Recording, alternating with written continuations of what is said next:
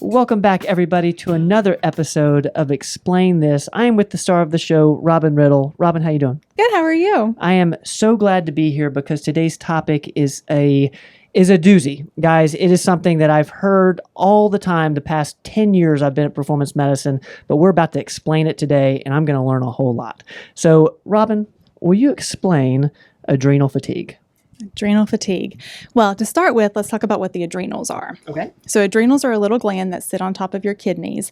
They control the release of your cortisol, DHEA, testosterone, aldosterone, epinephrine, norepinephrine. They're very important. They do a lot of stuff for your body. Okay. So in a chronic stress situation or in a acute illness, you can put too much strain on those adrenal glands and they get burnt out, basically. Simple way of saying it. So initially, cortisol levels will rise with stress. But like I said, a chronic long-term stress, we burn those adrenals out. Cortisol production downregulates to the point that some people have like no cortisol with adrenal fatigue. Which you don't want. You don't want. Cortisol is your stress hormone. Too much of it is like the belly fat. You know, you store fat with it. Not enough cortisol, you can't get out of bed in the morning. That's just so wild to me. So like the adrenals are such a big part of how we operate throughout the day. So you mentioned we could burn those out. What do we do if we burn out our adrenals? There's a lot of different ways to treat it, but first we've got to diagnose it. Okay. So I go based on symptoms. So if a patient comes in and tells me, I'm so tired in the morning, I can't even get out of the bed. It's like 10 o'clock in the morning and I'm still like foggy and haven't woken up. 2, 3 o'clock in the afternoon, I'm dead tired, hit a wall, like need to take a nap, fall asleep while I'm driving. But then at 10 o'clock at night, when it's time to go to bed, they're wired but tired. They can't fall asleep. You're up doing laundry at midnight because now you're awake and have energy. That's a very typical sleep pattern that goes with adrenal fatigue.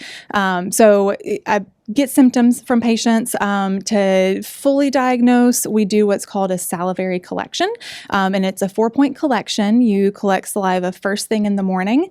We're looking for a high cortisol in the morning. Okay. That's your cortisol awakening response. That's your get up and go. So we're looking for it to be high in the morning. We collect again around noon when we expect it to start to trend down. Collect again around dinner, collect again at bedtime. Should be lowest at bedtime.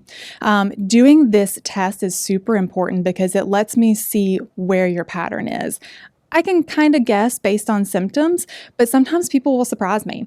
So in that initial response, again, like I said, your cortisol goes high. That's a completely different way to address it than if your cortisol is really low. Okay. Or if you're low in the morning, high in the evening. I'm using different things based on where your curve is. So you should be high, come down, low. So is this a one-time test, or is that something you want to retest on after you do treatment, which I'm sure we're about to talk about? At least one time. I like to retest if we can, but also go on how patients are feeling. Okay. So treatment-wise, again, varies depending on if you're too high or too low. We're definitely using adaptogenic herbs, things like ashwagandha, L-theanine, rhodiola, things like that help support adrenal function. If cortisol production is just wiped out, like the patient that tells me they can't even get out of bed in the morning, we're using different glandulars is what they're called. And so that gives you extra cortisol in the time frames that we want it. If you're too high across the board, we're using something that's targeted in the evenings to help bring it down. Stress reduction is a huge piece of adrenal fatigue. And I don't know anybody that doesn't have stress nowadays. No. But one thing I always coach patients on is making sure that you have downtime. You have to make sure you have you time. You're winding down in the evenings. You're not checking emails at 11 o'clock at night, getting stressed about what's coming for work the next day. All of that is continuing to trigger cortisol release.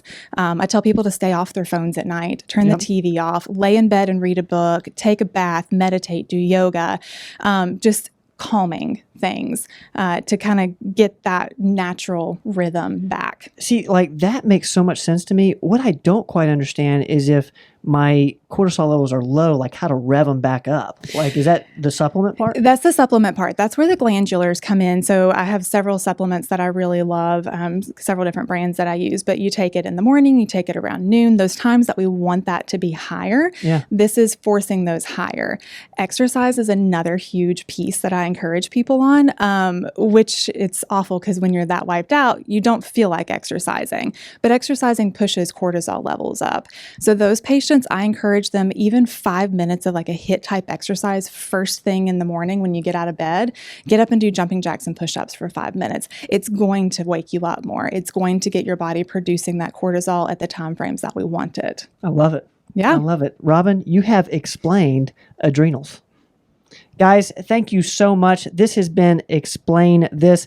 I'd like to give a special shout out to Caitlin behind the camera. Thank you for taking care of us today. And as always, guys, we will see you guys next week. Don't go away.